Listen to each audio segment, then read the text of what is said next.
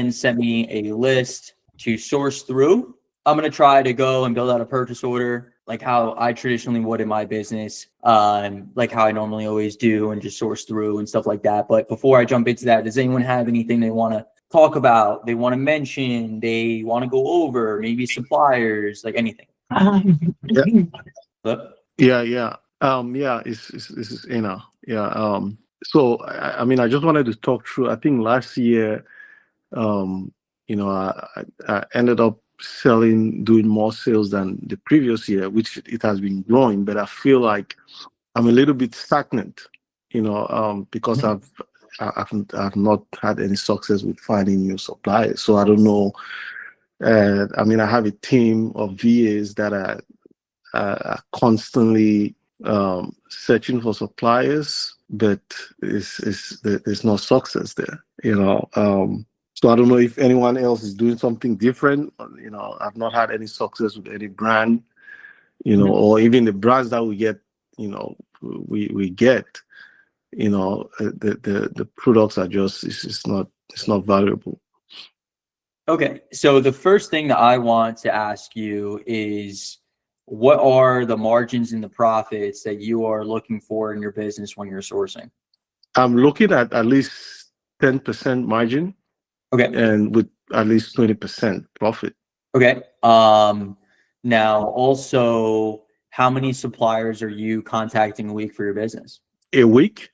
Yes. I mean, I'll say they are probably contacting over probably at least 200. A week? Yeah. Okay. And how many are answering, or how many are giving you the opportunity to open up? I mean, they are, some are, most of them are, of course, we know most of them are shutting it down. And saying they don't allow Amazon sellers.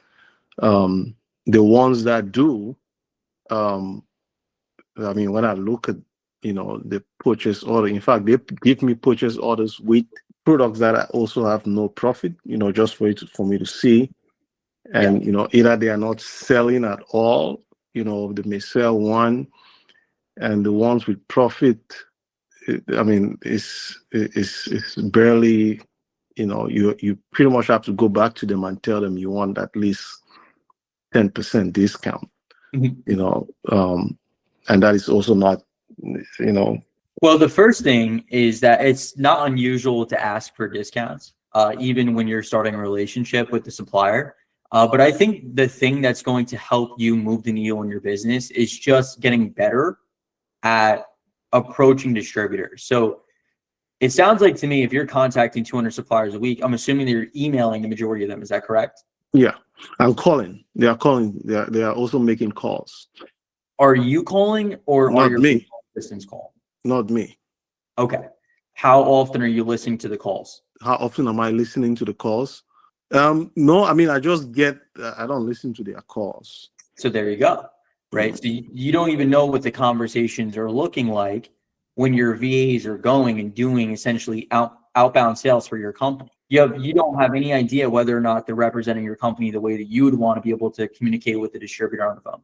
So personally, for me, where you are in your business, because if you've been able to grow to a certain point, which I know that we've talked multiple times, I'm not sure what numbers you're currently doing now, but the next point in your business is just landing better suppliers, and better suppliers require a better sales process. So in my personal opinion, what I would do is I would either have your virtual assistants like record the calls, whether you want to use a CRM, whether you want to get the transcript. We are actually also creating an AI within the software, within the supplier leads, that you'll be able to record calls as well. We're just working on that. That will be released soon. But besides the point, that's what you want to be able to do. That is going to move the needle in your business. Because if you can open up an additional 1 to 5 suppliers that are profitable, that is the difference in literally 2 to 3x in your company, just by getting access to more profitable inventory. I think I was thinking, because my actual storefront and the shop itself is grocery, right? So, and I'm assuming some of these rejections are also, okay, this is a grocery store. Our products don't fit here that much. Even on my website online, is it's also, if a supplier goes and looks at it, it's mostly grocery products. So I don't know. I don't want to go through opening another website or another creating another business just to hunt for suppliers, because the way the business is structured is, when you look at it and you receive the information, especially the resale and the business license and things like that, the name is pretty specific to a category, right? I mean, like that's fine. Like I said, the thing that you need to nail down, the problem that you have in your business, the bottleneck that you have in your business is that you have no idea what the front end looks like, right? For your company today, you reaching out to distributors, you have virtual assistants that are doing it. And that's not a bad thing because you're able to buy back your time. But where the issue is occurring in your business is that you're blindsided to what that looks like on the phone with that company. When they ask specific questions, how do they respond? When they get close to opening up a wholesale account, how do they respond? I mean, these things really, really matter because that is the difference in growing your business. So you could double down in the grocery category, but for you to double down in the grocery category, you need to dial in the sales process in your business. Yeah. That is going to be that's going to be the thing that's going to move the needle in your company more than anything right now. It's not going out and creating a new website, creating a different business. That's not really going to solve the root problem. The root problem is that, like I said, it's the sales process. You want to dial that in. You want to understand what they're saying on the phone and how they can improve. And that's the way they're going to be able to grow. Okay. Yeah, I think that makes sense. I need to set up a meeting with them. Yeah. Does anyone have any other questions or anything before we get rocking and rolling? I got some good news to lighten the mood a little bit. This is Sean here. What's up, Paul? What's going on, man? I am, I'm a newbie. I'm a newbie here, but I finally got my products all prepped and ready to go out. I'm doing the prep myself at my buddy's warehouse. Nice. But everything is all added into my Amazon store, sending everything out. So, just looking forward to getting the process rolling and seeing where this thing takes me. That's a huge win, man. Congratulations, especially starting off the new year, going into 2026. That's awesome, man. Pat on the back. Hey, Paul, it's Muriel. I just wanted to say, I was filling out an application for a supplier and came across my first time a question. They wanted pictures of the warehouse and facility. So I went on one of your videos. I screenshot I have an open picture of you standing on a couple of crates. And then I have one of the outside of the building with the truck backing in. So that's what I put in. No and worries. They wanted to know if you need pictures or anything, just text me. Just let me know. Okay. And I'll drive over to the warehouse. I'll get some pictures for you. Like, no worries. Yeah, but it looked pretty legit, and I wanted to know what kind of equipment was there. So I looked it up on Google. What kind of equipment do you need in the warehouse? And I, put the square footage, a bumper for the, what do you call it? When the truck backs up, the forklift, all that stuff. So I just filled it out that way. Yeah, we have, just to let you know, we have a forklift, we have electric jacks, we have a dock leveler. Right. Essentially, all that means is that when a truck backs up, we just have a dock plate that's attached to the warehouse. And so any delivery stuff that you need, just, you can always reach out to me and just let me know. Okay. So, I love that, though. That's awesome. Getting creative. So cool. Well, we're going to jump into it. So like I said, someone in the call here, they gave me a catalog to source through. Really don't know what to expect, but I am kind of excited to source through and see what we can find here, and see if we can find a profitable product. So let's kind of get this show on the road here.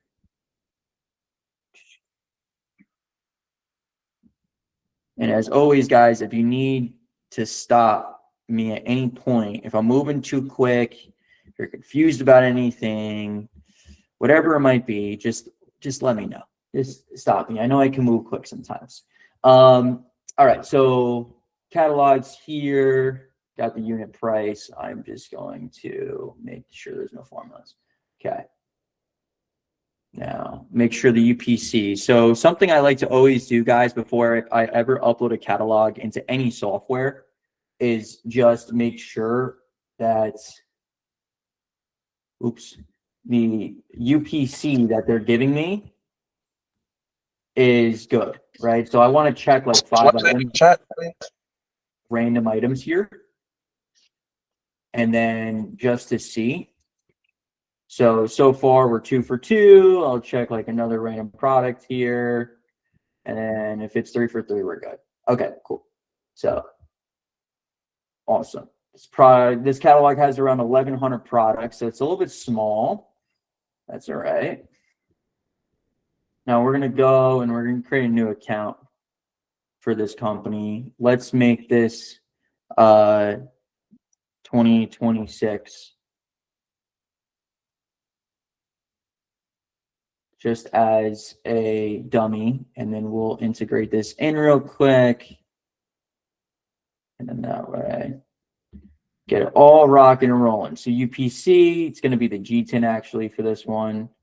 Item number is gonna be UPC number here, and then hit continue processing. So while this is loading in, what can I talk about for, oh, I already loaded in, cool. All right, and then we'll filter down here. So let's only look at products from this vendor. Oops, we gotta wait for it to load in still. Okay, so anyways, 2026. I know we're 6 days into the year still. I want this to be the best year for every single person in this room. I see a lot of consistent faces show up, and I just want to say I appreciate everyone's tenacity to show up for themselves. You know, that's literally what it takes, at least in my opinion, to grow a successful business, is just by showing up for yourself. Like Tuesdays consistently, 7 o'clock at night. Most people aren't willing to make those sacrifices. So I just want you guys to know, if anyone hasn't told you, that you guys are all doing a great job, seriously. So I'm just proud of you, seriously. So cool, let's jump into this. So the first filter I'm gonna set is gonna be a profit per sale filter. Let's do anything greater than $1. This is after all expenses. Offer count greater than 4. Profit margin, I'm gonna do greater than 5. And I'll explain why in a second here. We're gonna go with a rank between 1 to 200,000. Amazon and stock percentage, how much Amazon we want to tolerate on the listing. We're gonna do less than 50%. Buy box availability, let's do greater than like 75. And that should be good for the majority of the settings that we're gonna set for right now. All right, cool. Now we're also just gonna remove anything that's not restricted and not yet updated. Okay. All right, so the first thing that I see that I'm a little bit concerned about is that right now, there's only $34,000 in profit in this catalog, which is not a lot, especially with how broad we set these filters, right? So we did a profit margin only greater than 5%. We did a profit per sale greater than $1. So what this is telling me is that maybe I could find a few $1,000s in profit from this catalog. I like to use like 1 to 10% of what this value is up top is what I can expect. So maybe $3,000 in profit. Still solid, one supplier. But we'll see what's here. Now for me, whenever I'm sourcing, I like to always kind of put these like profit per sale for the last 365 days. For anyone that doesn't know what this is, all I'm doing is I'm looking at the historical profit of the product. So like I can see that historically on this item, it's negative $2 for the entire year. So I know when I open up this listing on Amazon, there's a chance that maybe the price just spiked up. And for me, I want to find items that there's consistency in. So, and Carlene, this is also recorded. So like items like even like this, where it's a low profit, but it's showing at least a positive number, are all good signs. Like this here, if the pack size checks out, this has some opportunity. So this is a 3-pack, Hulk 36. Open up the Kiva graph. Let's see what's here, right? So we can see that there's like an IP complaint here, which automatically is something we're going to stay away from, because this offer count went from 17 offers down to now essentially 1. So it looks like Wits, this seller, started working with this brand here. So we're going to need to move on from that product. Let's see if that's a consistent theme with like this item too. So packet 24, let's just see if Dove. Okay, so like this one's not the scenario where there's actually other people selling the product. But that being said, it looks like it's really not selling. Like it's gonna be a variation listing when we open up this product. I'm just gonna move on from it as well. 12 pack here, 278. Okay, so like this is like a good example where this product is selling at a current profit of 278, but historically it's at 613. So like that's a good sign to see. Maybe the reason why is because it's worthers and it could be meltable. Looks like it's really not selling that well as it's not selling that well either, which kind of sucks. Okay, so far not looking too good. Stash T negative. Here we go. 210. Let's see if we can pull anything in here. Nope.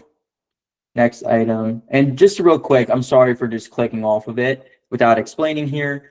So the reason why this item, where was that product I just looked at? Was it this one? I thought it was this one. No, it wasn't that one. Maybe it was this one. I don't know. We'll see it again. Yes, it was that one. Okay, so the reason why I just clicked off of this item is because it was pretty much all FBM. Whenever I see a listing where there's no FBA like this, and it hasn't shown up, for me, that's a red flag because we're not the only people selling or seeing this product. So if FBM is dominating the product, and I've seen over the course of the past year, there's been absolutely no FBM in the offer, I just skip it right away because someone else has dealt with an issue that I don't want to deal with. Otherwise, they would be selling the product. So we're going to move on from that. Now, this stashed product here, this is a merged listing, right? So all these dips here, essentially Amazon is just constantly changing this listing around from being on its own, and then going and then merging with a faster selling listing, and it's kind of screwing up the keep it graph a little bit. Now, I am seeing some indications of like offer counts going down from selling, which is a good sign to kind of see. But Amazon has been pretty much dominating this product for a pretty long time, and it's not really selling that well. So we're also just going to move on from this item. Okay. So far, not really dealing with the most luck here. 2584. All right. This one looks a little better. Still not selling the fastest. We'll pop it up on Amazon and we'll see what's here. Okay. So first thing I always look for is that lowest consistent price, right? For me, when I'm sourcing, that's all I care about. I don't care about what the product's selling for today. I want to look at historical data and then put that price point as my sourcing price. So this product's selling right now at 41, but I can see it really sells at like 37-ish, 35. And then if it's profitable there, then everything else above it just gravy, right? So we're at 37.46. We'll source it there. Our cost is 25.84. So we're at a break even after all expenses at that price. Now it does go up to 42, and at 42, we're seeing a 10% net margin. It's really 149.92 is really what it's selling at. 41, 41, 45, right? So 45 obviously is great, but there's really two price points I can expect to sell this specific product for. $40, where I'll see a 10% margin, or I'm going to break even. So it's not an item I'm like excited about, right? Like it's okay. It's okay. I'm going to add it to a purchase order, but right now there is little to no chance if I was to actually go and buy this item that I would even buy it in the first place. But I've already taken the time. I've taken 2-3 minutes to review the product. I might as well just add it. And then maybe at that point when I am thinking about potentially buying it, then maybe there's opportunity. Maybe you could get a discount, you can increase the margin, etc. You really don't know until that time comes where you're placing the purchase order. So I'm going to add it, and then we'll see eventually if it would make sense. So we're going to quickly add this into the system. I'm only going to keep the 2026 here. There's actually other suppliers that carry that product, which are kind of ignored, but it's fine. Test by quantity would be like 12 units. And that's really it. So move on from that. Okay, next product here. Profitable for the past year, which is great to see. I'm interested. Let's see what's here. Okay, so this one looks a lot better, even though there really isn't showing a ton of like sales. And the buy box is kind of going in and out. I like seeing that the pricing is a lot more consistent. For me, that's what I want to see on Amazon. I want to see stable pricing on a product because that means people are willing to kind of like share with the item. So let's open this up. Let's see what's here, and then we'll kind of see what's going on with this no buy box scenario. Okay, so at $13, it is profitable. At $12.12, it's really not great, right? So I'm going to move on from this item. Oops, I didn't mean to click on that. I'm going to move on from this item because it's not worth the risk, in my opinion. Like, it's a product where at $12.50, it's okay. We're making $2 in profit. It's not great. If anything, what I'll do is I'll save it. I'm not going to add it to my purchase order. It has no buy box right now. The margins aren't great. If it's consistently selling at this like $12 range, like this $12.50 up here, then okay, maybe, but I'm probably never going to sell this item, but I'm just going to save it. I'll put it in my pocket here. So I'm just going to save the folder and move on. Now, for anyone that doesn't know what that does, by the way, all you're doing when you're clicking on save and folder and add to working PO, these two different buttons, one is going to a working purchase order. So this is adding it to the working purchase order tab within the software. Essentially, think about this as two different Google Sheets in your business. One Google Sheet is a Google Sheet that you want to track products. You really have no intention of buying today, but you just want to put it somewhere. Save and folder and add to working PO is another Google Sheet that you have in your business. You're like, these are items I'm interested in. These are leads that seem decent or okay, or maybe great. Let's separate them from all the other ones that I'm finding. That's kind of the thought process and how it works. Now, the reason why there isn't a buy box, I saw the question come in on this item, is because most likely it's because it's a box of cereal, right? So I want to ask you guys here, how many people in this room would want to pay $12 for a 16 ounce of cereal? I know I'm not paying $12 for any cereal, right? So that's the issue.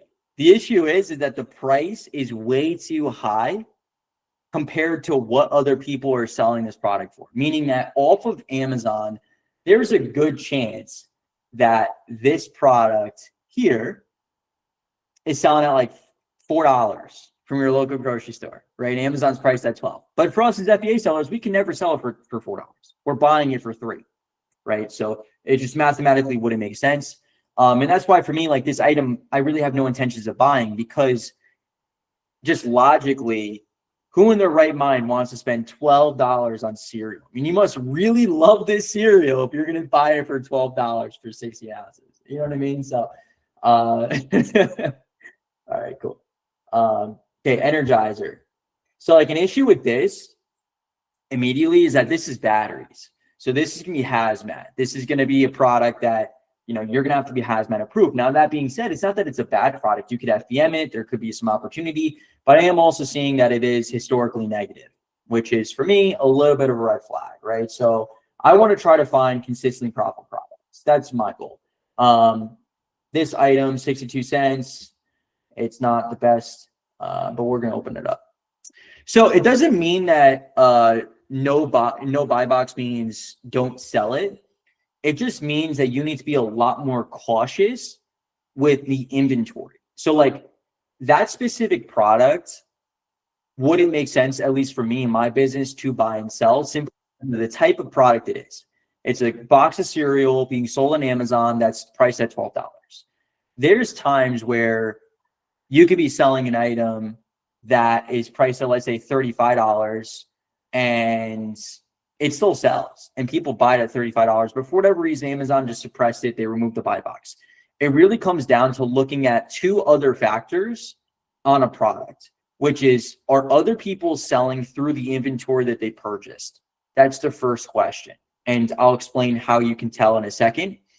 And the second thing is the reviews, right? So one of the best ways to tell if a product's actually selling is based on the latest reviews for that product. And that's how you'll get a gauge of the velocity. Now, also when it comes to how does it rotate with no buy box? Great question. So the way that it rotates is that it doesn't rotate. So the way that it works is that essentially when someone goes to buy a product on Amazon, when there is no buy box, they select a list of sellers, and then they select the seller that they want to buy from. They're going to look at probably the feedback of your store, and how many reviews you have, the price point that you have, if you have free shipping, the whole 9 yards. And what this can lead to sometimes is like price tanking, right? Because now people are trying to win every single sale. So they'll just undercut, because when someone goes to potentially buy the product, they're going to see that that seller that has the lowest price, they're probably going to pick. But then there's other listings that people play fair. It really comes down to the keep it graph. For an example, if I was to remove the buy box from this listing, like I would be somewhat comfortable with selling this product with no buy box. Obviously there's a buy box, but theoretically saying why? Because we can see that these little triangles, which is the price, the triangle on Keepa is the price of an FBA seller, is priced at $12.99 and is consistently priced around this mark here. And then we can see that there's also been sales on the product. So to me, that'd be an indication that the price is stable and that people are still buying it, which is a good sign, even though there isn't a buy box, that people are still looking for this product and it still is in demand. Yes, Abbas. So can you elaborate a little bit more on the Hazmat products, what is and how can one do those things, and what are the requirements with Amazon? Yes, great question. So the thing about Hazmat is that you need to get invited from Amazon's Hazmat program. So there's a few different methods that you could use in your business to get accepted faster. One being starting to sell Hazmat inventory through FBM. Now, these aren't like things that Amazon has stated, but these are things that I've noticed in my business and other people have noticed as being successful.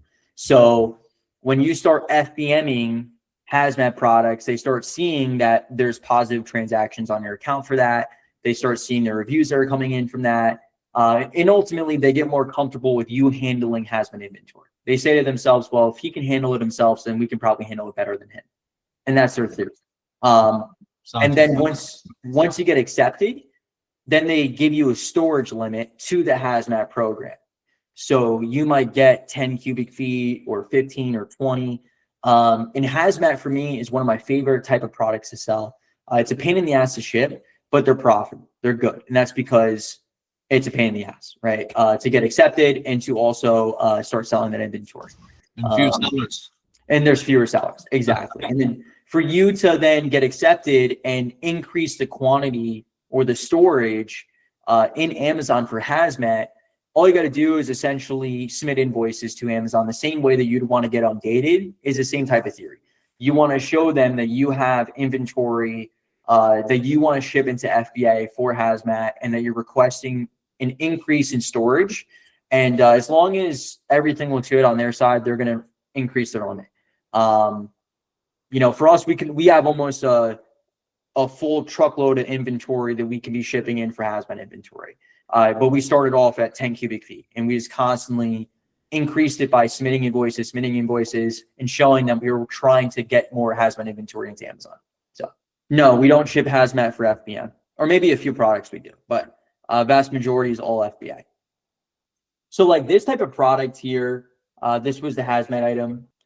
This price here on the item was $11.42, right? So like a big thing for me when it comes to like having sourcing efficiency is just doing quickly mental math, right? If a product's selling at $17.50, my landed cost, that's cost for my supplier, shipping and prep, is $11.42. I know that that math is not going to make sense. Me even just looking at the product is a waste of my time. Why? Because after referral fees, fulfillment fees, my cost, shipping, prep, there's nothing left over. For me, whenever I'm sourcing, I'm always trying to essentially look at like at least if a product's selling for $10, I need to be able to source it, including shipping and prep, at like 350 to 4. And that will give me enough margin and profit to see a 15 to 20% margin, maybe a 10% margin, depending on the type of product. But if you're doing FBA, then that's the reason for that. But if you're doing FBM, then it is doable. Yeah, the thing with FBM is that, you still incur higher costs because you have to ship yourself. Right. So shipping might cost, $5, $6, $7 a unit, whereas referral fees are pretty similar to those costs. So typically FBM and FBA are similar. It really depends on the type of product it is and if you have any discounted rates with FBM. Okay. So like this type of item, like I'm not going to even waste my time on. It's just not going to make sense for the business. So we're just going to move on. All right. So like this item here, I'm excited to see. We could see that the landed cost is 28. It's historically profitable as well. Pretty much almost consistent around this $3 to $4 range, which is a good sign. Now, what I do know is that previously it looked like there was an IP complaint for Dove. So, and then we can see that's not the scenario here. And this actually looks like a decent product with consistent pricing. So it's priced around $50, or I'm sorry, it's it is priced around $50, but it's also selling around 50 times a month.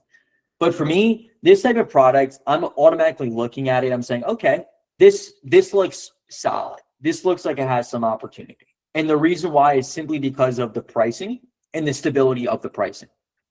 So we're going to jump into Amazon here and take a look at the profitability. Now, once again, our cost is 28 and it's selling at 46. All right, so that's a 8% margin. It drops down to 43. At 43, we are breaking even after all expenses. It does go up to 46. So like this is a perfect item as an example where you would want to go to your supplier and request a discount. You want to get better pricing. The majority of people, they see this product here and they're going to move on, right? They're going to say margin's not good enough, ROI is not good enough, and they just like move on, right? This is the step for you and your business that you need to go the extra mile and just ask for a discount. Why? Because this is selling as a pack of 12, right? So if you get 20 cents off a product across 12 units, that's a lot, right? If we just do the math here on that, 20 cents times 12, that's an additional $2.40 back in your pocket. So 220 or 20 cents times 12 is 240. So minus 240 from this product, and you're looking at a 14% margin, 25% net ROI at $6 in profit per sale. On a pretty consistent item, all of a sudden that price drops to 43, and now you're looking at an 8% margin. You're still profitable. You're still making money. And this is why it's incredibly important as an Amazon wholesale business to get into the habit of asking for discounts. It is not unusual to ask for discounts. In fact, you need to ask for discounts. It is like a non-negotiable. Otherwise, you will be you're competing against businesses that every single time that they buy products, they will negotiate. They will go down on price and they will buy for the lowest cost they possibly can to increase their profit margins. And that's why they are where they are. That's why sellers have been able to grow and scale, because they're not afraid to ask these questions.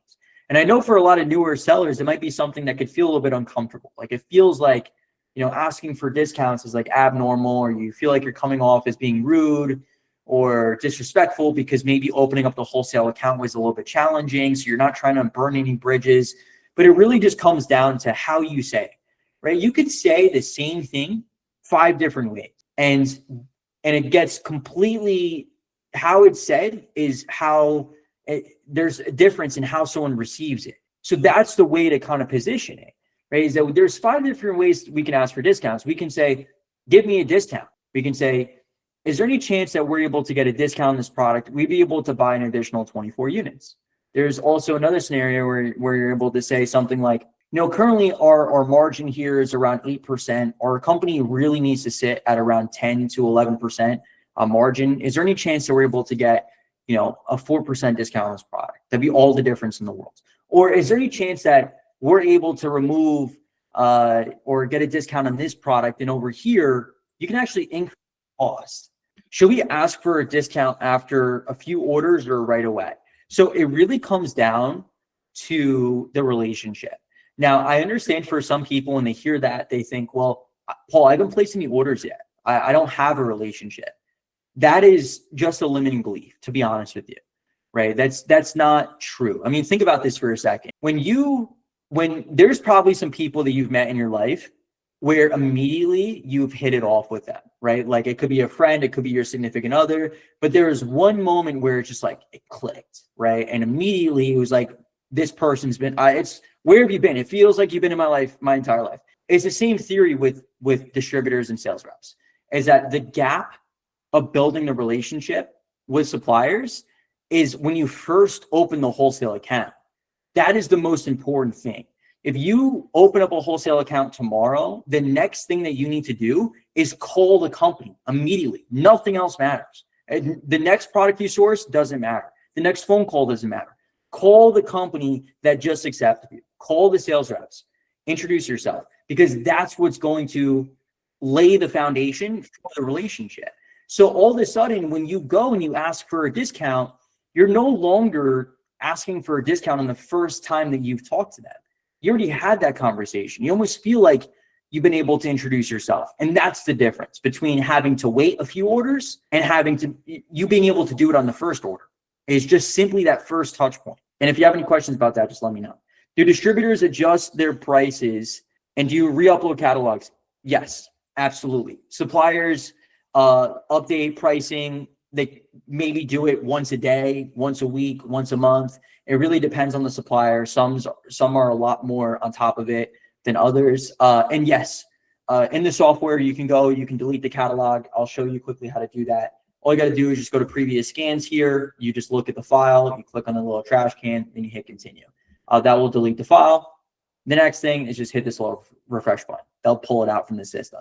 Now, anything that you adjust in the software when you delete a catalog is forever saved. So if you have a brand new catalog and you upload it into the system again, it's going to recognize all of the changes that you've made. So let's say that we look at a product here. We see that the item says it's a 4-pack, or it says it's a 1-pack, but it's really selling as a 4-pack. You make the adjustment in the software. When you upload those brand new costs, we recognize that you adjusted that, and we're no longer using Amazon's data. We're using the data that you provided to make it so it's accurate for your business. So just to let you know about that. And then we could also, there's also something I could show you, Sean, off of this. I don't want to confuse anyone, but we can update all of the costs for previous items that you've sourced. Any items that might become profitable again that from a new catalog. Are we aiming for a minimum 20% margin or less is okay? So personally for me, I don't really care about the margin, to be honest with you. It's irrelevant because margins are not what's going to build wealth and build income, right? You could have 100% of 1,000 or you can have 10% of 1,000,000. And I would say the vast majority of people are going to take the 10% of 1,000,000 all day long. So really what it's about is how much money can you put in your pocket from a product? How many times can you sell that thing over and over and over again and build it up? Another thing that I look at in my business that I think has really helped me grow and scale is that I don't look at products from a monthly ROI. I focus on it on a yearly ROI, a yearly investment of what the items I'm selling in my business are. So if I can find a product that has a 25% net ROI after all expenses, and I could sell that product for 12 months of my business or 10 months or even 6 months, I mean, you're talking about 25% times 6.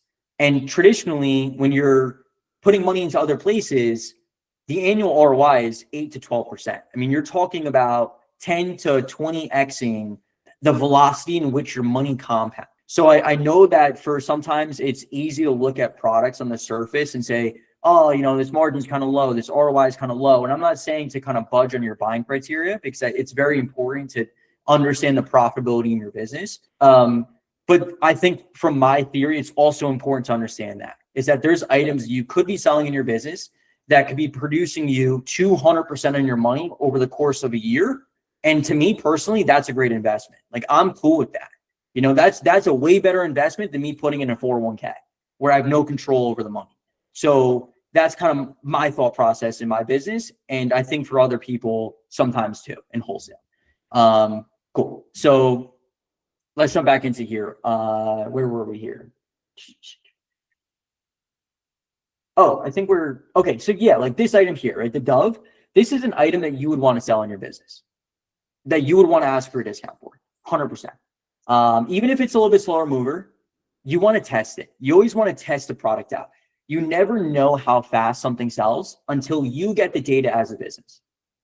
You know, that's something I think a lot of newer sellers struggle with as well, which I completely understand, because as you're starting your business, it's a little bit nerve-wracking to like want to invest money into inventory, not knowing if it's going to sell, whether you're going to lose money. And to be honest with you, I honestly believe when it comes to selling Amazon through wholesale, it is very, very hard to lose money unless you buy products that are gated and you're trying to get ungated. That's an easy way to lose money, or you just completely ignore the data.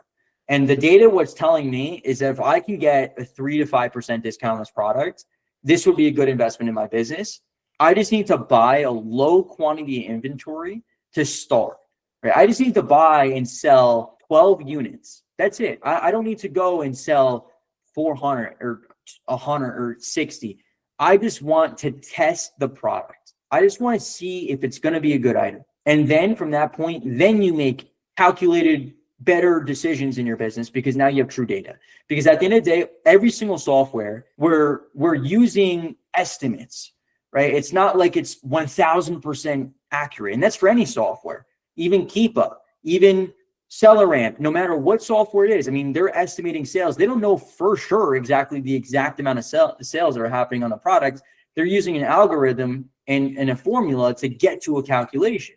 That calculation could be wrong, could be inaccurate. You don't know until you're selling the item yourself.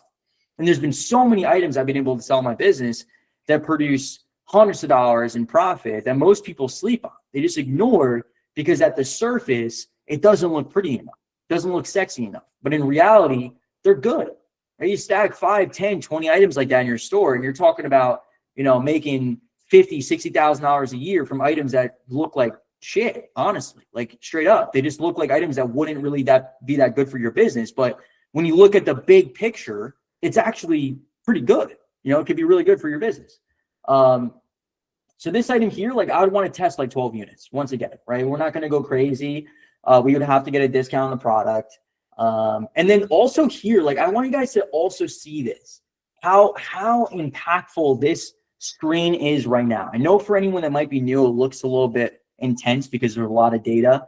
I'm actually going to be cleaning this up.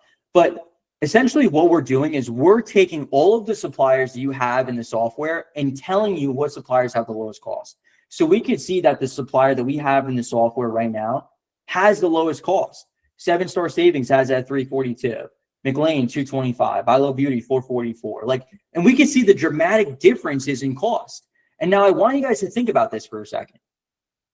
How many people in this room have an account with Buy Low Beauty or have an account with Value Wholesale, and you're wondering why you're not seeing the margins that you want to see in your business? Part of the reason why is because you haven't gone deep enough. Yet you can't see the supply chain of Amazon, of wholesale. You haven't opened up enough wholesale accounts yet. And this is proof of that, right? We could see how much of a difference costs have from specific suppliers. So immediately we know that we're buying this product at a really good cost compared to other distributors that have this product. This is the supplier that I need to be putting my time and attention to for Dove, because this item clearly is substantially better from this supplier.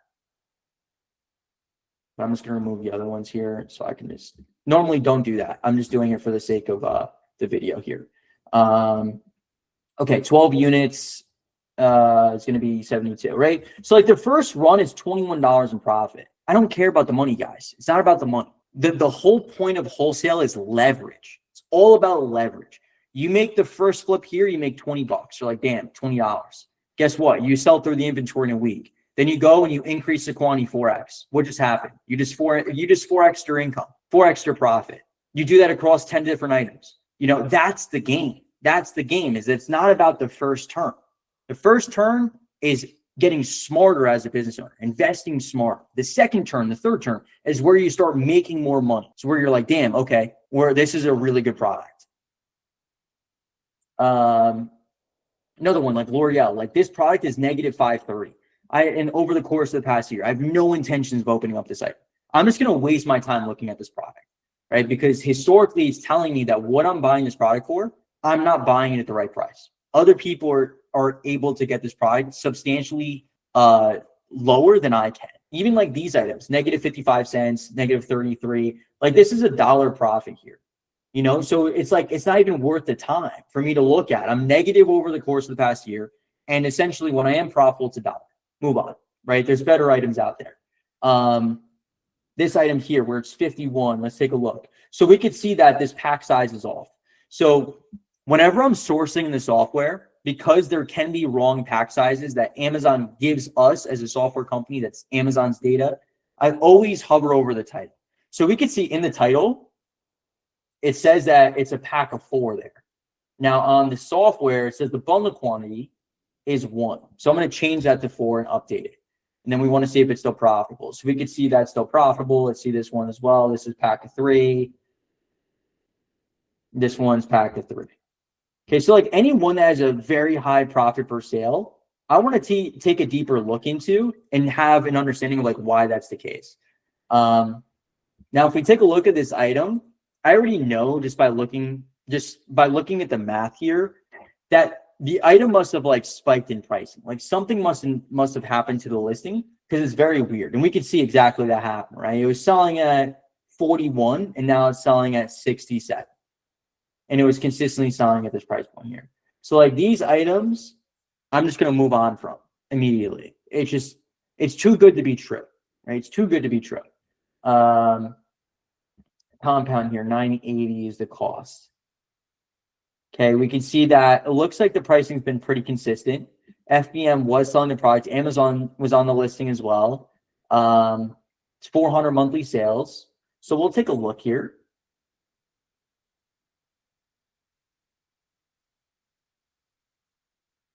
Okay, so this is a hazmat item. Looks like it's a 9% margin, right? So like this is another item for me personally, I'm getting a discount. This is a great product. Another great item. You just need a little bit better pricing to make it work. This product sells 500 times a month, 40,000 in health and household. It's a great rank in health and household. This product is going to sell. This item is going to make, you know, $10, $20, $30 in profit per day, which doesn't sound like a lot, but then multiply that across 30 days. If a product's selling at $30 in profit per day times 30 days, it's $900 in profit. Do that 10 times, you have a $100,000 a month profit or $100,000 a year profit business. You know, this is the math here. Like this is a random catalog that I just got from someone in our community. I have no idea what the pricing is. I have no idea what opportunities are here. I'm going through it the same way that you guys would go through it. But the difference is that I'm looking at some of these items and I'm saying, wait a second, there's some opportunity here for us to be able to actually make money on the products. That we just need to ask the right questions. We need to ask our supplier. So like this is an item that we're definitely going to be able to add to a PO. Now, granted, if you're not Hazmat approved, then you would have to run the math on FBM. But I'm assuming I'm Hazmat approved. This is an item I'm going to be able to add to my purchase order. So let's add this in here. Now, since this item is selling a lot more, like 500 times a month, I will increase the quantity a little bit. Like I'm going to test by 24 to 36 units. I'm going to be a little bit more comfortable with that quantity simply because it is selling faster and the offers are also pretty low. It's only 5 offers on the listing. It's pretty consistent on that. I might even go up to 48, to be honest with you, just based off of some data here. And then once again, we can compare and contrast pricing. So we could see that literally by us just having this other supplier, we are saving 40 cents per unit. I mean, if we just plug in the cost here, so the additional costs here, so it's $8.75, $9.80, so that's about $1, right? So if we add $9.15, $10.15 here, I mean, we're losing 2% in net margin immediately. Boom, gone. Which doesn't sound like a lot, but it's a lot, right? That's a lot. You do $1 million in sales in a year, 2% is $20,000 in pure profit. Just poof, gone. You know, it all adds up. So this is just shows you immediately. How do I increase my margin? Right here. All right, so let's remove money from the PO. we're going to go 48 units, right? So this item is $62 in profit. I realistically assume that we'll be able to sell this product more like 96 to 120 times a month, right? So for me personally, if I wanted to get a discount on this product, I mean, I would try to aim for like 820. So essentially after all expenses, 920, 12% margin, 244. I'm happy with that product. On this type of item that sells 500 times a month, I'm cool with it. It's awesome. Sign me up, right? If I could sell this item and sell it 120 times a month at 244 in profit, it's $300. I've mentioned this time and time again. How many items do you need to get to $10,000 in profit a month? 35 items. 35 items at $300 in profit per month that will get you to 10K. Here's one of them. Now you're at 34. Just like that, right? Just like small little, just chip away. Right, now I want you guys to think about this for a second. I want to break this down down to simpler terms. For you to get to $10,000 in profit per month by the end of 2026, with 35 items that profit $300 a month, you need to essentially find 3 items per month and stack them up. I hope every single person in this room feels confident enough in their business to find 3 products that make $300 a month on average, right? Here's one of them. We need to find 2 more. And we do that every single time, every single month. And boom, you're at 10K a month, right? It's not going to happen like this, but it's like going to the gym. It's like eating healthier. It's like anything else, right? It just doesn't happen on dime's notice. I know we all want stuff to happen faster than what we want it to, but a part of owning a business, a part of being an entrepreneur is like enjoying the process, right? Enjoying the journey of what you're on. Because one day you look back and it's like anything else. It's like life. Like literally it's insane. I feel like my life personally has like been like this. It's gone so fast. Like people used to always tell me, oh, you know, yeah, you want to stay a kid, this, that, and third. And as a kid, I'm like, nah, like I want to be able to grow up. I want to be able to make real money. I want this, I want that. And all of a sudden I'm like, wait a second, where the fuck did life go? Like, I feel like the past 6 years of my life have gone by like literally like this. You know what I mean? It's the same thing with this, is that you take for what you have, the daily progression of the journey that you're on right now for granted, because this is the best part. This is the best part. The growth that you see in your life now to where you want to go is like literally everything. It's everything, right? So don't try to rush it. It's going to happen organically. As long as you're just like putting your head down and putting in the work, it's going to happen, right? It's just going to happen. Like this product's a winner, guys. Like great item. Like I said, it's a Hazmat. That's the downfall. You can sell Hazmat, solid product. But we're going to ask for a discount, you know, like 810, right? Okay. Add that in. Oh, can you reveal the supplier or no? I cannot, unfortunately. All right, no problem. That wouldn't be fair to the other person in the room here. No problem. I mean, I just wanted to know because I'll dig it around and figure it out. No problem. I appreciate it. Of course. Now, this call is going to be a little bit longer because I really want to show you guys like exactly how I build POs in my business. So, I mean, we started like a little bit here, and I would love to continue going down. I mean, essentially, we're just going to go line by line until we run through the list here. But I want you guys to understand something is the next step. Like once you go through an entire catalog, and before I jump into this, I don't want to get off track here, but I want you guys to also understand something.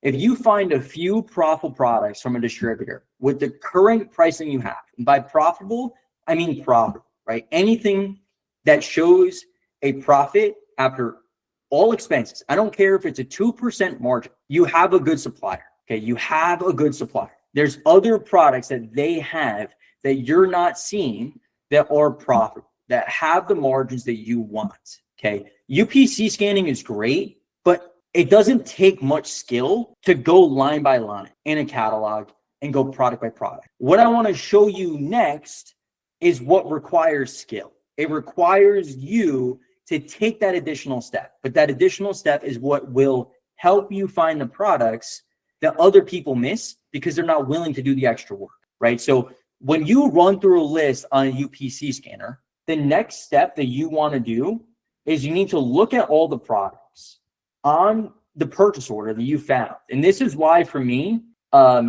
even items that aren't the best, like all these items honestly are not that great, right? 9% margin, 8% margin, 7% margin. They're not that good, but I don't care about these items that much. What I care about is that I found 3 different brands that are showing a profit. Now, the next step is I need to get deeper into the brand. I need to now see what other products from that brand are potentially good.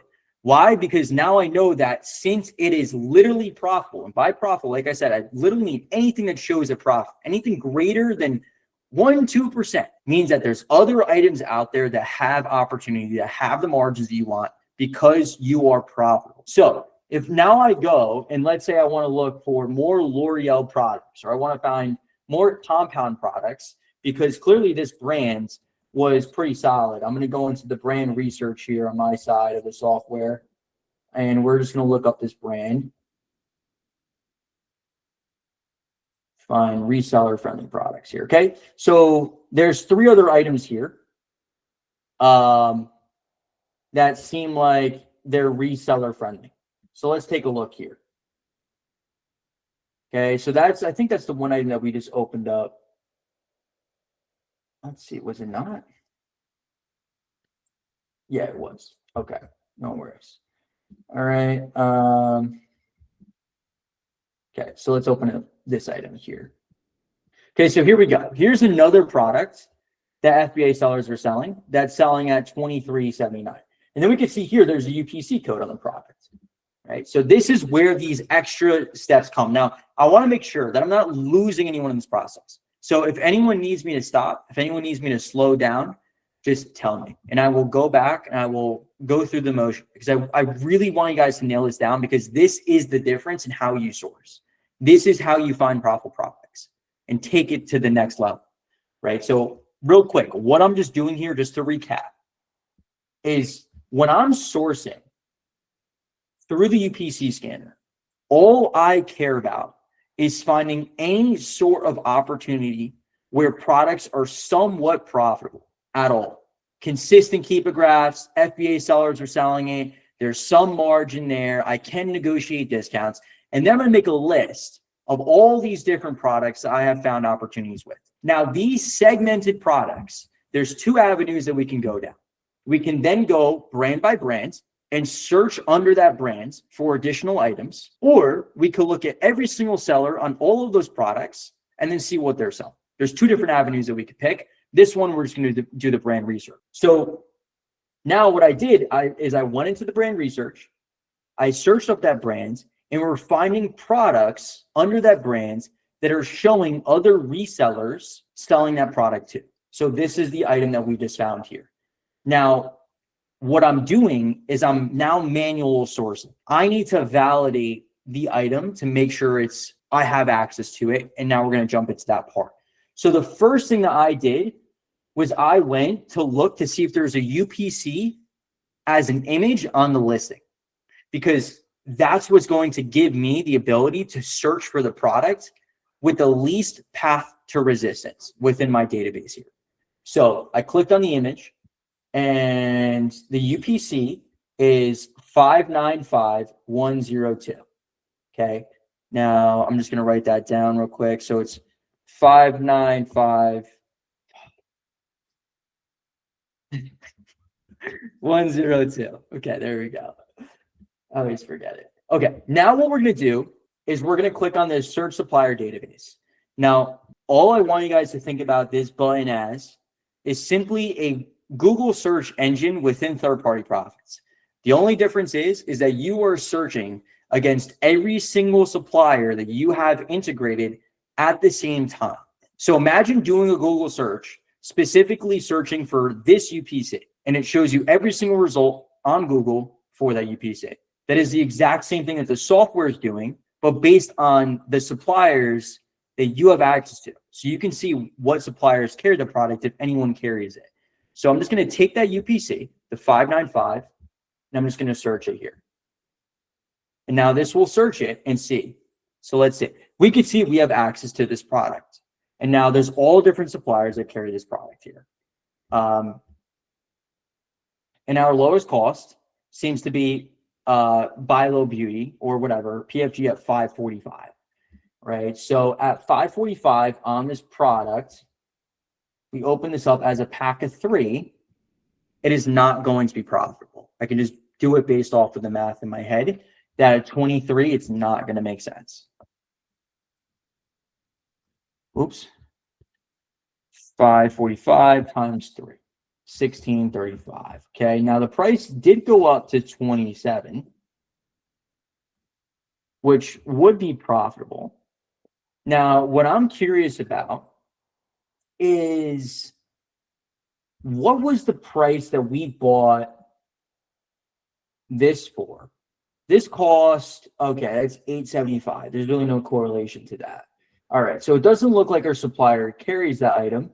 This is something you could always go to your supplier and also say like, hey, by any chance, I see that you have this product. Is there any chance maybe you have access to this item set? I would do it further in the relationship, but we can see here that there really isn't any money to be made here with this specific item. Actually, now that I'm looking at it, it seems like the product's really sold at 28 consistently.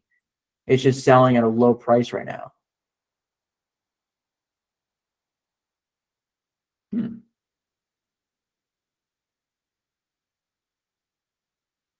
No, this is a good item. This is a good product.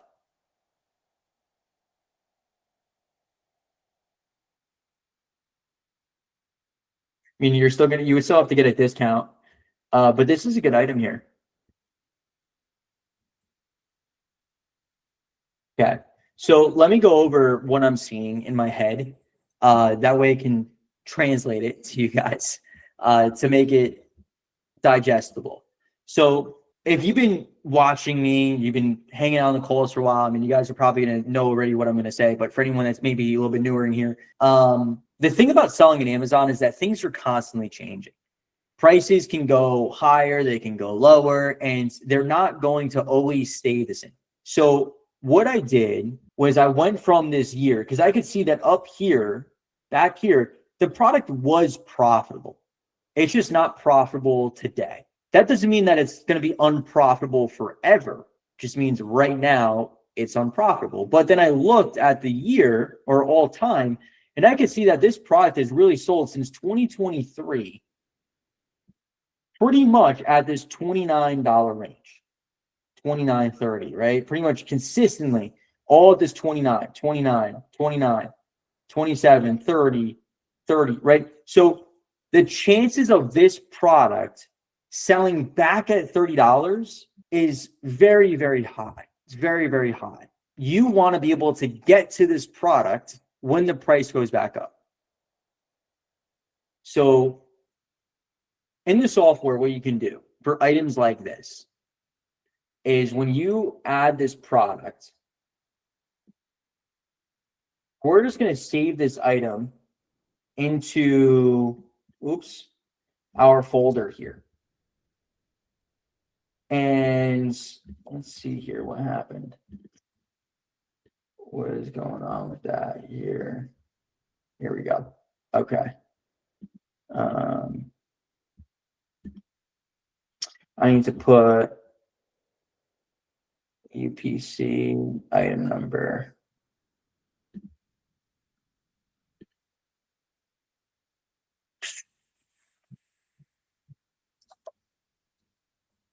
Okay, we're just going to add this into the system real quick. Okay, our unit cost is 545. 1. I did this the hard way. Okay. Anyways. Oops, it must be a number. Okay. So what we're going to do is we just save this product into our system. And now what I'm going to do is I'm going to hit this little watch ASIN button. Now, for anyone that doesn't know what this means, essentially all it does is it makes it so whenever you load into the software, you automatically see the pinned products first. So this item will always live up here. And as this profit is changing, it will reflect on here. So why this is important is because this price will go up. When this price goes back up to $29, in my business personally, I want to sell this item. It's going to make me money every single month. It's just right now, the product is not that profitable, but it will be in the future. So it's a good product. It's a good item. We just can't sell it today. But this item will fall into the bucket of making $150 to $300 in profit per month once it actually is selling at the price point that we want, right? At this $40,000 in health and household again at $30, I mean, you're looking at the same type of sales as we were looking at previously, which was, I think it was like 500 sales a month at 40,000, 350 or something, right? So we've been at 350 sales times 496 is $1,700 in profit you can make off this one item. Call it 15% is what you get. It's $260 in profit per month from one item.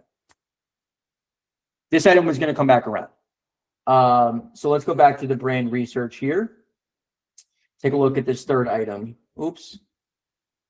No, this item. Okay, so we can see that this item, it looks like there's only FBM sellers that are offering it, which I'm a little bit concerned about. I'm not sure why, because FBA was offering it previously. It's definitely Hazmat, I'm assuming as well. But let's just see if our supplier carries it, just for the process of learning it. So 585073. 585073. No, yeah, we don't carry it. That's all right. Next product. We have Dove.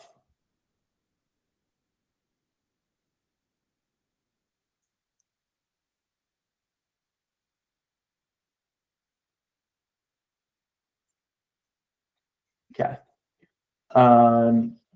Let's go with highest offer count. All right, so we can see here this product selling at $30. Is there a UPC on the product? No, it's just a barcode. It's all right, no worries. We're just going to do a manual search. So moisturizing bars 16. Moisturizing. There we go. Nope. Okay. 16 bars -4. Let's see if that will do it. Nope. Okay. All right. So we don't have access to that product. Next item. FBA. Once again, it's a good wholesale listing here. We want to find a UPC. There's the UPC on the product. Okay. Our UPC on the item is 30. I don't think that's correct. I don't think that's the right UPC. 111. No, that's right. I have to do a manual search again. What keywords? Dove body love. Let's see if we search that, if anything pops up here. No. Okay.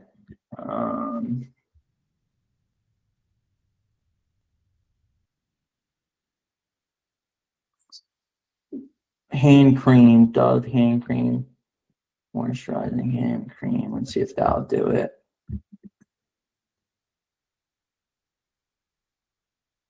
Neutrogena. No. Okay. Next item. All right, another FBA listing. We are looking for the UPC. There it is on the product. This UPC is 480163. 480163. 480163. No. Okay, next item. All right, let's see here. We can see a product's on an 801.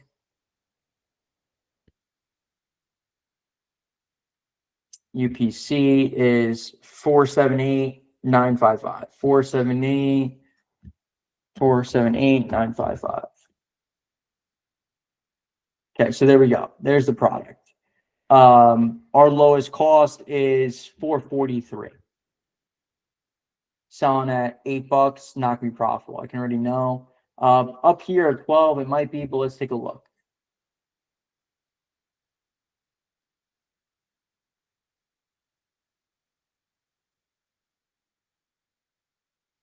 12, I think it was like $12.99.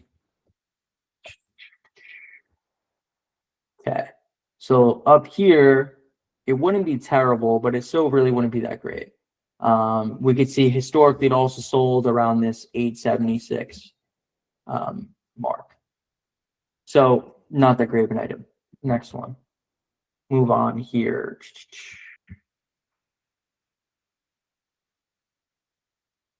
Let's go with maybe like this item here. Okay, looks like a solid FBA product. There's no UPC, that's fine. We'll do a deep clean, comma 13.5. Okay, so there's the product. It's 508 is our cost.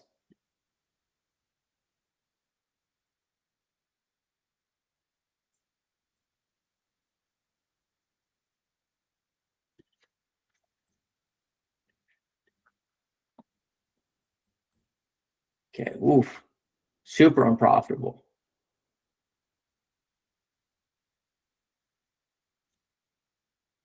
Okay, so I'm starting to get like a vibe here. Like, what type of item was this Dove product? And if we actually go, I'm going to go on the UPC scanner because Dove is such a large brand. I'm kind of curious to see in here, if I just type in Dove, what type of products come up?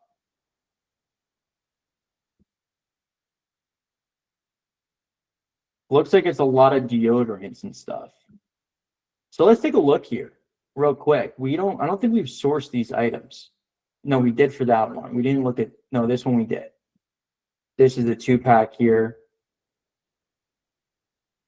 16, 15. Let's see. No. 3-pack. 772. No. Okay. So Dove is really, we're going to move on. L'Oreal. What opportunity is there? I'm struggling to copy L'Oreal here.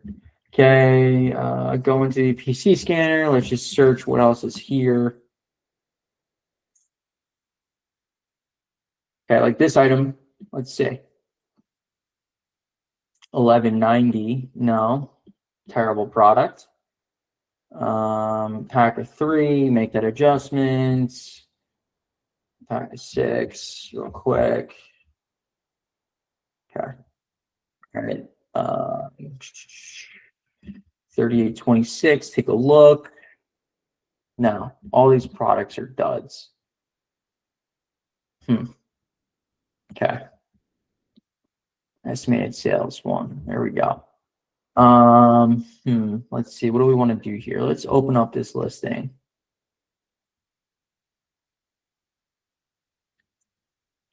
And take a look at the seller storefront real quick. How many products they have? 3,000 results. What type of products do they sell in here? Okay, so they have HBC, grocery, HBC. It's only 1,000 items in here, which is a little bit challenging. But let's go with health and beauty, or let's just type in beauty.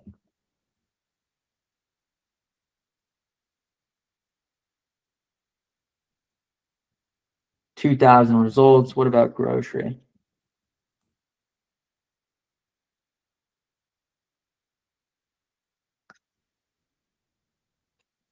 Okay, what about Dove? 5 results. Okay. What about compounds? How many products do they have of that stuff? Just 1 or 2. They have 2 products. Okay, or 7 products. What was the other brand? L'Oreal. All right, so I'm trying to see if we're potentially looking at a seller here that maybe has some products that we could pick off.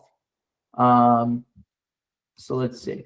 Let's go into the storefront stalker here.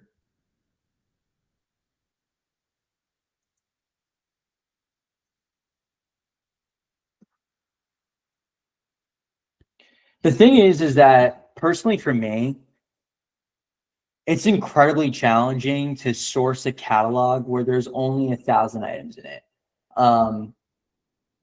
You need a larger percentage of the products that the supplier has to be profitable to make the relationship work. Like for me, where I've seen a lot of success in with distributors is when they have 10, 15, 20, 30, 50,000 products, because I just need a small percentage of that stuff to work, right? If I can open up a wholesale account, they have 20,000 products in their catalog and I can find 1% of items, that's still a significant amount. Whereas when there's 1,000 items, you know, for me to find the same amount from a 20,000 catalog distributor, I need to find essentially 20x the amount of products. They need to have 20x better pricing. Granted, they do have better pricing on some products than the suppliers, but it's a little bit challenging. Let's see here. So we made some matches, but a lot of these matches are just like unprofitable for that seller, like immediately. Like I just saved a ton of time, literally. Like I just saved a ton of time. If you were to storefront stalk this seller here, I mean, you'd be going line by line by line just to find out that the products that they do have in their store that you could sell, you're unprofitable. Just saved hours and hours of time. Okay, let's go back here to this Dove item. Kind of hitting a brick wall.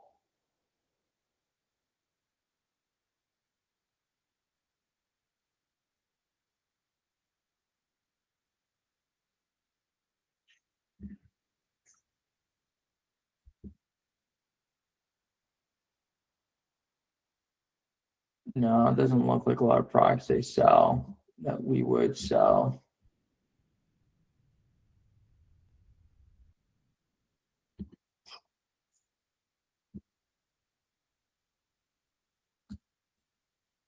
Okay, they have Dove or Secret.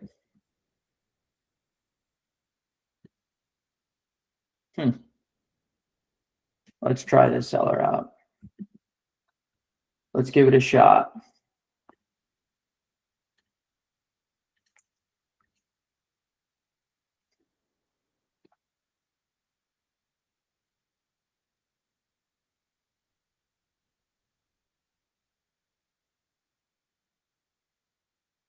All right.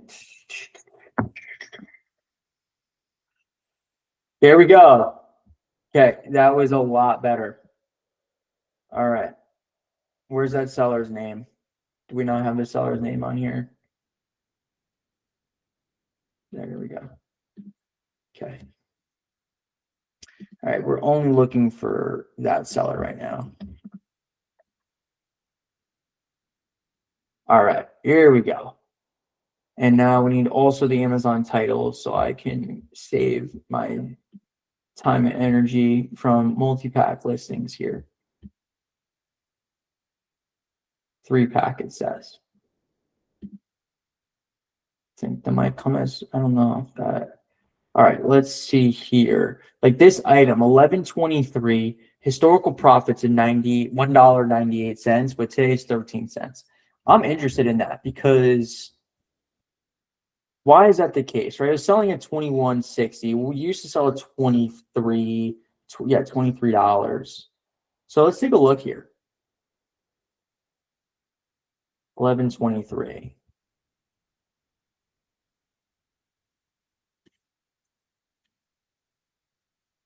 We could see that back up at 24. It was selling at 21 though. You know, selling at 21 for a pretty long time. Pretty much since August, it's been selling at 22.50, which would not be profitable. And even if we were to be able to get 5%, I mean, it's still, we are forced to sell it at 22.60. Okay, it's fine. Let me take this brand now. Oops. Let's go into the brand research. I'm going to search this brand. Okay, here we go. Let's take a look here. All right, once again, guys, what I do, found a product that was greater than a break even. Next step, I'm looking at the brand. Looking at the brand, I'm trying to dive deeper into the brand. So $14.99. Itch defense. Let's see.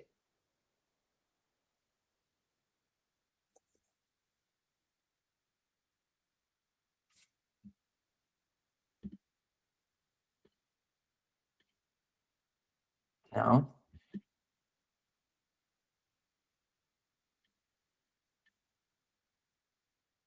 Come on. Have it. No. Dang it, man. Okay. Next product. Well, they're not going to have this one either. Okay. It looks like they have a lot of these things here. So like this is, they're not going to have that, but they will have this probably. So let's see. They better have it. Okay. Here we go. Decent keep it graph. Actually, this looks like the same item that we were just looking at here. It is. Okay. Next item. Okay. Another good keep a graph. Daily healing, right? So this is the same exact item as the one that we're looking at right now. Or no, this is 20 fluid ounces. Never mind. My bad. Wrong product. Okay, so this is daily healing. And we're looking for the 20 fluid ounces here. 13. It's all the same UPC. So that's not a different product. There's no way, bro. 13 ounce, 13 ounce, 13 ounce. You gotta be kidding me. They don't have the 20 ounce? There's no way, dude. Wait. This is 13 ounces. What just got in my eye? Oh. This is where sourcing on Amazon gets really freaking confusing, man. Because the image shows 20 ounces, right? That's what it says. But on the product, it says 13 ounces. This is where you'd want to look at the reviews and see what people are selling, what they're selling and what customers are saying. Now, I'm just going to quickly run my cost to see if it even be profitable and worth the time, right? Because if not, then might as well move on from it. So 487 is our cost actually from our supplier. And it's selling at 13.96. That's going to be profitable. Heck yeah, dude. $4.6.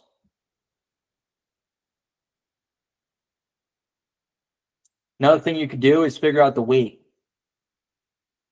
right? So what is 20 ounces? 20 ounces converted to pounds, 1.25 pounds.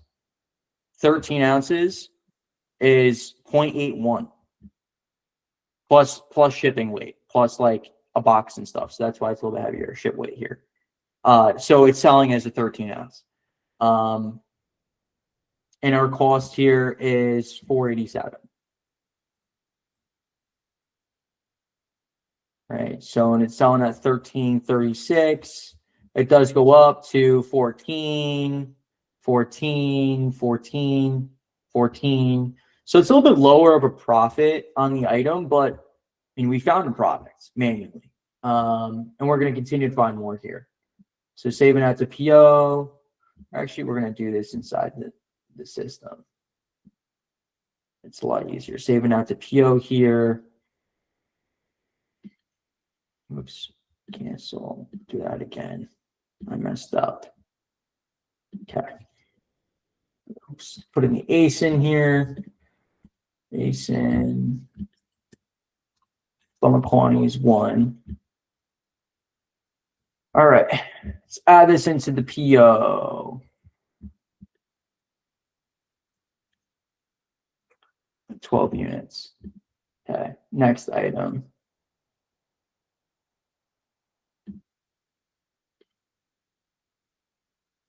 All right. Once again, this is another 2-pack of the same exact product. Our cost was $487. Right. So we're gonna open this up.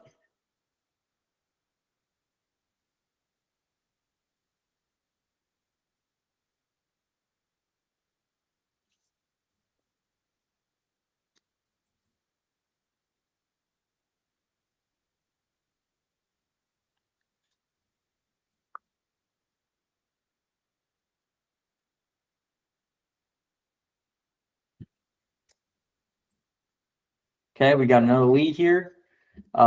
Yes, you will need to ask for discounts on the product because this is before shipping and prep. But I'm going to show you guys exactly what we're going to do here in just a second. Okay. Let's go 24. Next item. I think it was this one, right? 1W, yes. Okay, another item here. Selling it as a pack of 6. Same product.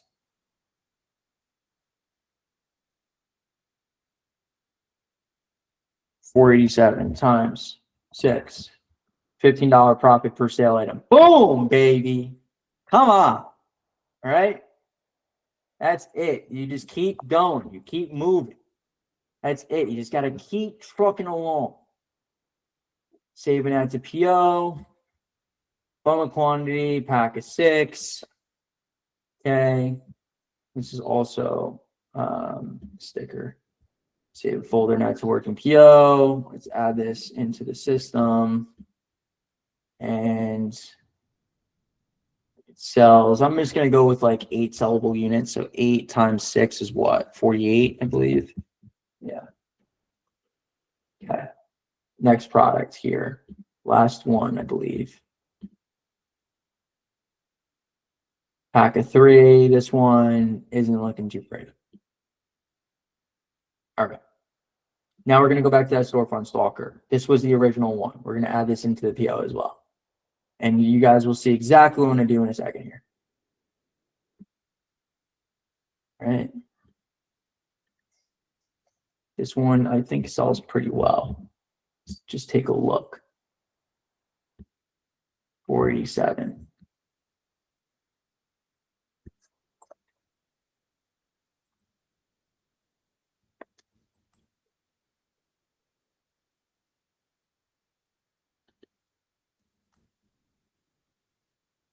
Okay.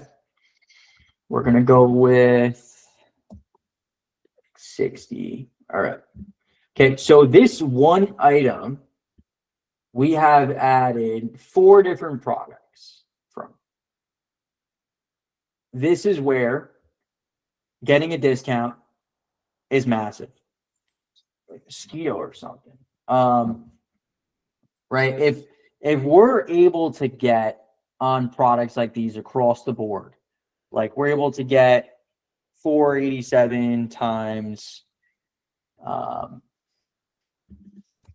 47 times, let's say we were to theoretically get this for 450 across the board.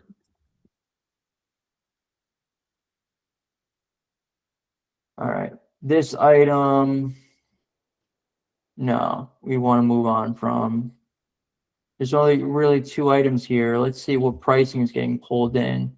2061. It's about accurate. 2119. Right, at 2119, I'm going to override that.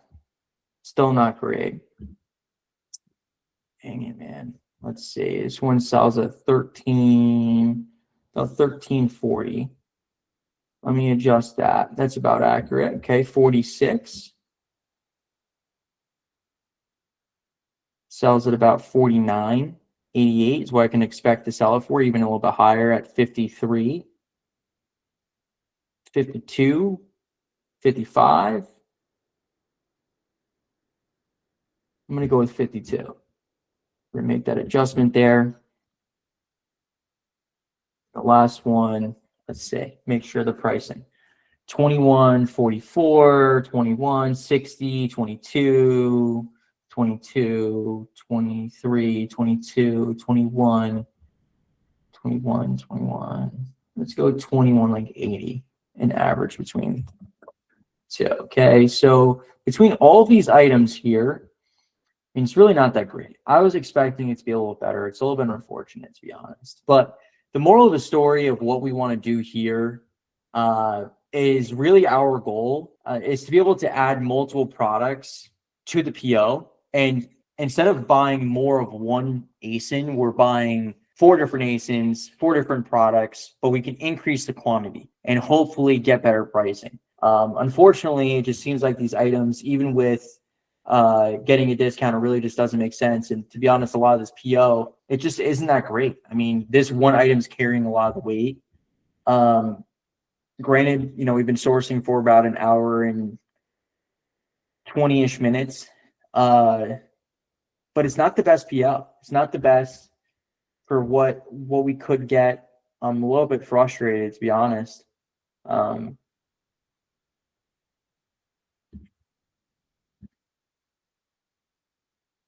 Let's see here. Like, is there, what am I missing here? Are there products that, like this item here, for example, 46.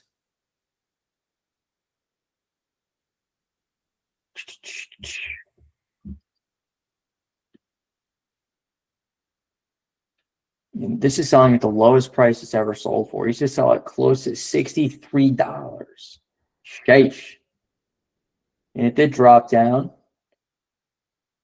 but it's not a bad item. Once again, another product we're gonna dig deeper into. I'm gonna keep going. I want to get this to like $500 in profit. Okay, 60 divided by 5 is 12. Yeah, it's about right. Okay, once again, we're going to take this brand, and now we're going to go deeper into the brands. Is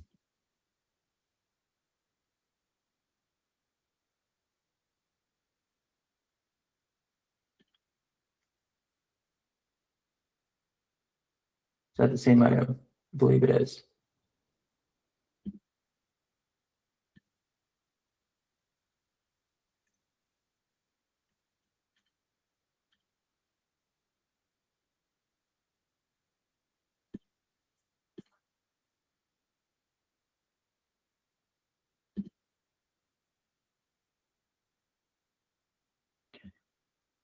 $0.59.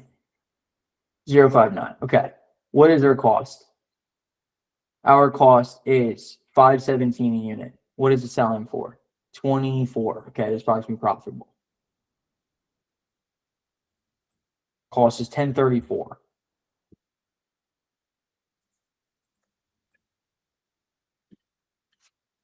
Just like that. Home run item. 17,000 health and household. There we go.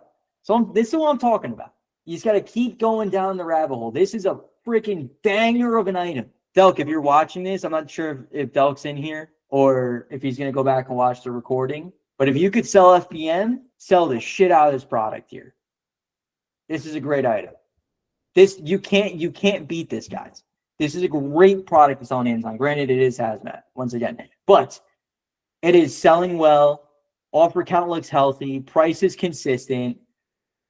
This is exactly what you want to see in an item. Yeah, Sean. Yeah, with selling FBM for hazmat items, like for instance, I actually have rubbing alcohol that I just bought, and I'm in the similar situation. I don't have hazmat access yet. So with selling FBM, is it just something that I can navigate through when I can still upload that product, navigate through, and then just list it as an FBM product and still sell it? Yes, you can. Oh my gosh, guys. I'm the weight off my shoulder. I'm so happy that we just found like a good item. Like that literally just made my day. We can expect to sell around 120 units a month, but I mean, we're going to go a little bit conservative, 48, 60 units of the item. So we're going to put 120 in, but like, just like that, we found a banger item. Banger, guys, banger. So the reason, Juan, you want to sell FBM versus FBA is because he can't sell FBA. Hazmat is an invite-only program. It takes a little bit of time to get accepted to it. You will get accepted to it, or they'll invite you. You just need to get transactions on your account. And one of the ways is to sell FBM. Hey, Paul, I have a quick question for you. Sure. Before on this program, TPP, you used to say approved to sell. Now you changed it to approval likely. Yes. Why is that? Because unfortunately, the thing about Amazon is that it's changing so fast, and we are like the only software that does this in bulk. And there can be sometimes inaccuracies because we just can't stay up to literal like exact speed at this moment. And because of that, I've heard from some people that they look at a product that says approved to sell. When we checked it, it was. When they look at it, it changed. And I don't want to like mislead people into thinking that they can sell a product when they can't. So I put approval likely. So that way there's still of like an understanding that there's a chance that it might not be approved. But yeah. How can you verify? By utilizing some other tool or no? So, I mean, our system is automatically checking on your account to see if you can sell it, but Right. it takes us, there's a limit to how much Amazon allows us to check every single minute. So across hundreds of thousands, if not millions of ASINs and products, it's impossible to make it where it's like 100% accurate. You know, it's just physically impossible. Yeah, I understand, but I'm saying is that combined with your tool, with you saying approval likely, is there any other tool that is there that can help us to get a, you know, not 100%, but a 99.99% to see if the product is gated to sell or not? This is pretty much it. I'm pretty much, to my knowledge, I'm like the only software out there that has this. And I think the reason why is because it's difficult to pull off for users of software to not be like upset, right? Like it's where they finally find an approved to sell product and they realize they can't sell it. And like, that's not our intentions. Our intentions are to help you remove 100% of the time for items you couldn't sell in the first place and put your time and focus to items you could potentially sell. And then you dig deeper into those items. And there's a high probability that some of those items could be items you could sell. Last question, sorry. I thought you said, or either you or Alex said that you were working on the Walmart program with this also. Is there something in the phase going? Yes, it is. It is happening in the background. Yes, it's being worked on. Okay. All right. Sounds good. Thanks. You're welcome. So yeah, we just found a freaking banger, guys. I'm hyped. Okay, let's see here.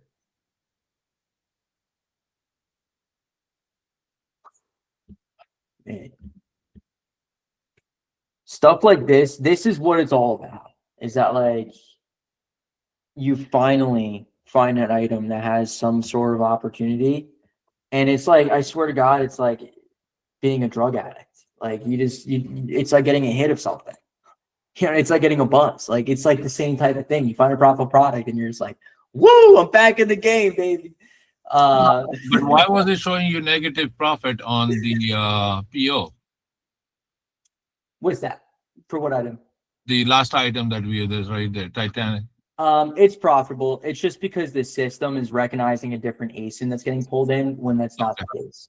But like this item here, $200 in profit on their test buy. Right. That's it. Just by us taking that additional step. Yep. You know, That's for sure.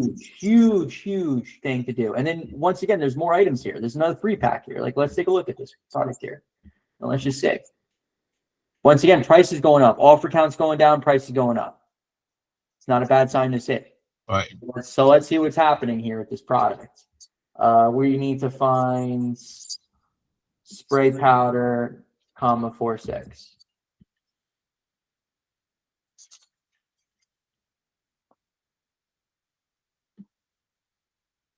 Come on, have access to it.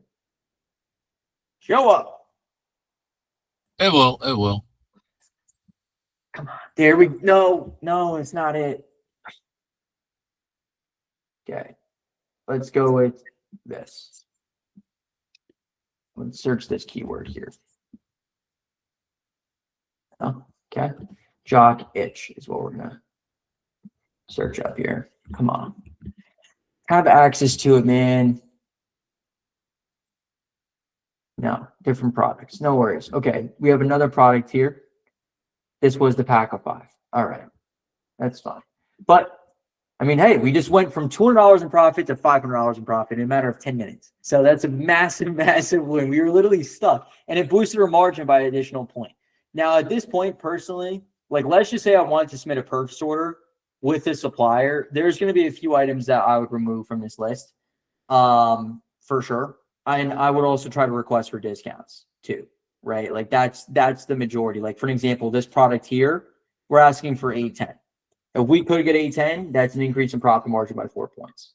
I believe on this item, we were asking for a discount as well. I just didn't put it in. This item, we asked for a discount. So there's a few things we didn't ask for a discount on, but really our goal would be to elevate all of these items from 7, 8, 7, 9 to 10, 11, 12%.